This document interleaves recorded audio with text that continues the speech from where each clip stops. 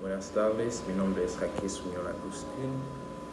Les voy a hablar sobre un tema muy importante de la psicopatología que se llama la psicopatología de la afectividad. El estudio de la afectividad constituye uno de los temas muy prevalentes de la psicopatología. La exploración de la afectividad es un aspecto fundamental de la evolución del estado mental. En otro término, desde el punto de vista psicológico, podemos definir la afectividad como el conjunto de experiencias que definen y delimitan la vida emocional del individuo. Ahora les voy a hablar sobre la neurobiología de la afectividad.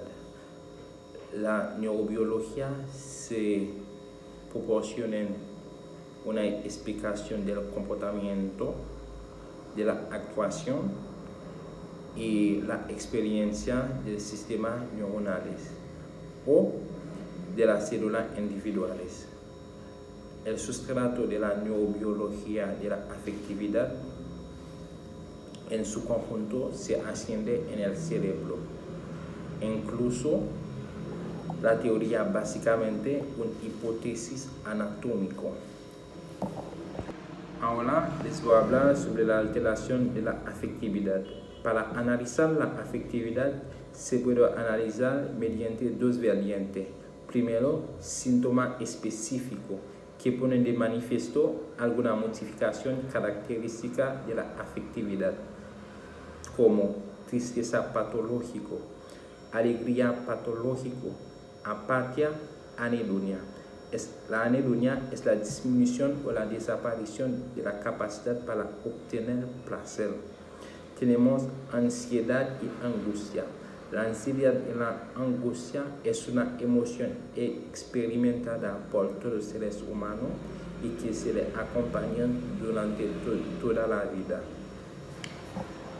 Tenemos disforia, tenemos inadecuada afectiva, tenemos la habilidad emocional, que es un cambio rápido del estado emocional. Tenemos la incontinencia afectiva, tenemos neurotimia, se refiere a sentimiento de nueva aparición.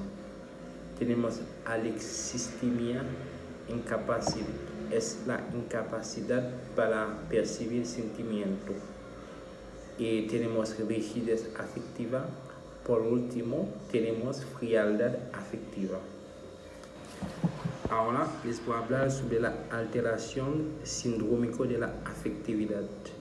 Dentro de la alteración sindrómica de la afectividad, tenemos síndrome depresivo, que constituye un trastorno de afectividad